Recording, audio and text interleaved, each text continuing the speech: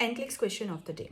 The nurse performs a focused assessment on a casted patient. एक patient जिसे fracture है, cast लगा हुआ है, जिसे जो experience कर रहा है increased pain in the affected limb.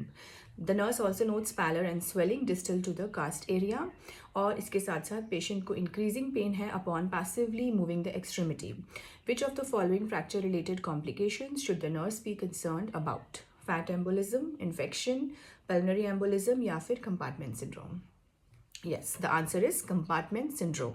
So compartment syndrome basically क्या होता है, जब भी हमारी किसी एक्सट्रीमिटी में कोई भी फ्रैक्चर है या फिर क्रश इंजरीज हैं या फिर बर्न्स की वजह से हो सकता है या फिर फ्रैक्चर के बाद प्लास्टर लगा हुआ है या ड्रेसिंग है, इनमें से किसी भी रीजंस की वजह से जब प्रेशर एक्सर्ट होता है हमारे मसल कंपार्टमेंट्स में, तो मसल कंपार्टमेंट्स की आउटर लेयर जो फेशिया होती है, it is non stretchable.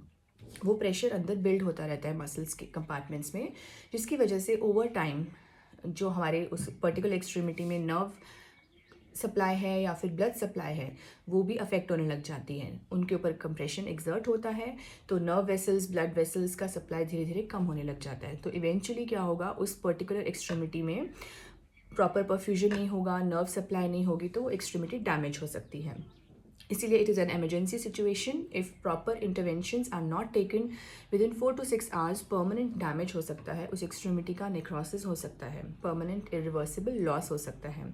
So as a nurse आपको क्या आइडेंटिफाई करना है? 6 P's हैं जो आपको आइडेंटिफाई करने हैं इस पर्टिकुलर कॉम्प्लिकेशन ऑफ फ्रैक्चर को आइडेंटिफाई करने के लिए, right? So initially first 3 P's आपको याद रखने हैं. Patient will be having pain, pallor and paresthesias या फिर टिंगलिंग सेंसेशन. और फिर और ज़्यादा कंडीशन वर्स होता है तो नेक्स्ट 3 P's भी आ जाते हैं.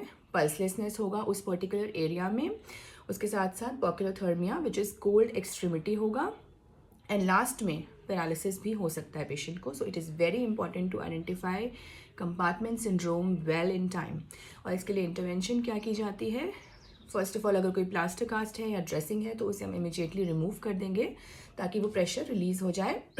और अगर पेशेंट का प्लास्टर की वजह से नहीं है, मे बी इंटरनल इंजरी की वजह से है या फिर प्लास्टर की वजह से भी है अगर, तो प्लास्टर रिमूव करने के बाद fasciotomy has to be done which is a surgical opening into the fascia, जिससे कि हम कट लगाएंगे तो वो प्रेशर रिलीज़ हो जाएगा.